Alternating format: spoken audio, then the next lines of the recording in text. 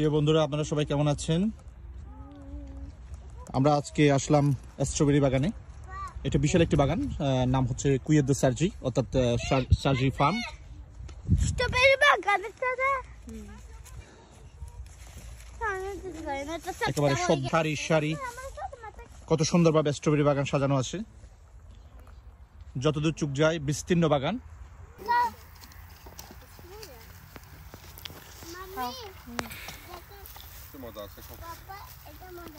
প্রিয় দাদা বৌদি আজকে আমাদের সাথে এসেছে। ইবান বায়োলজিক ফ্রেশ স্ট্রবেরি খাচ্ছে। Ellora biologic strawberry.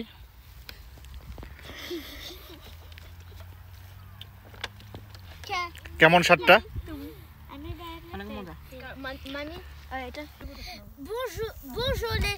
Bonjour toutes. On a le jardin, on entend de manger et des fraises. On déchire et après on mange. Comment il s'appelle le jardin? Sarji? Sarji. Kuiet. Kuiet. Kuiet de Sarji. Kuiet de Sarji. Voilà. C'est trop bien. Je suis très content. Je suis très content. Vas-y, goûte. Bonjour à toutes et à tous. On est venu jusqu'à Paris à 60 km et il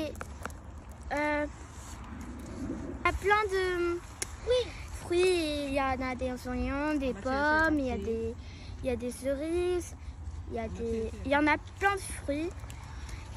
Et c'est trop cool. Et on est dans les cabanes maintenant de. এখানে আছে শসা বড় বড়, আমাদের বাসায় বলে মারফা। চিংড়ি মাছ দিয়ে এটা কাজি করলে অনেক মজা হয়। এটা আমরা যেটা নরমালি বাংলাদেশে একটা শসা খাই, ওটার সাথে একটু পার্থক্য আছে না? হ্যাঁ, একটু টক হয় আর কি। নিব কয়েকটা। এটা ছিঁড়ার অনুমতি আছে কিনা দেখো, এখানে লেখা আছে কিনা।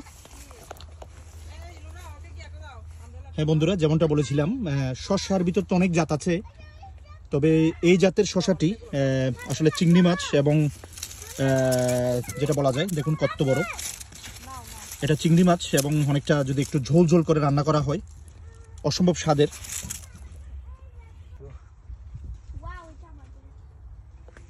রমু তো এখানে শাক তুলতেছে, মারিচ শাক, বেগুন নিয়েছে। আর সারা মৌসুমের মধ্যে এই এখন আমরা যে সময়টিতে এসেছি, আগস্টের আজকে একদম শুরুর প্রথম সপ্তাহ, এই সময় যতটুকু দেখছি আপেলগুলো একেবারে পরিপূর্ণ রূপ ধারণ করেছে, একদম পরিপূর্ণ আপেল। কাঁচা পাকা মিলিয়ে এখনো, তবে আপেল মোটামুটি পাকা শুরু হয়েছে। বাবা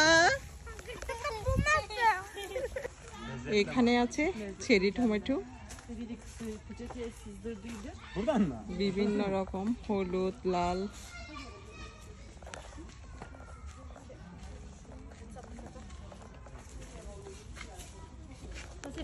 এখানে দেখতে পাচ্ছেন গাছগুলো অনেক লম্বা লম্বা, দেখতেও খুব সুন্দর লাগছে। বাগান থেকে অর্গানিক শাক তুললাম, আর সাথে আছে যেমনটা বলেছিলাম যে শসার বড় জাত, যেটা চিংড়ি মাছ দিয়ে অনেকটা ঝোল ঝোল করে রান্না করলে খুবই স্বাদ হয়। তো অনেকগুলো নিয়েছি তো, ওখানে 4-5টার মতো নিয়েছি, 4-5টা আদা পাকা সবকিছু মিলিয়ে।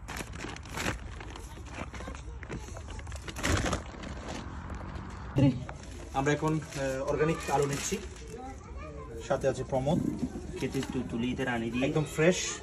20 কেজি নেব আমরা, 40 কিলো নিব, একদম যাকে বলে খুব ফ্রেশ আর কি। আর আলুটা আসলে যখনই রান্না করি খুব শক্ত এবং দেশি একটা স্বাদ।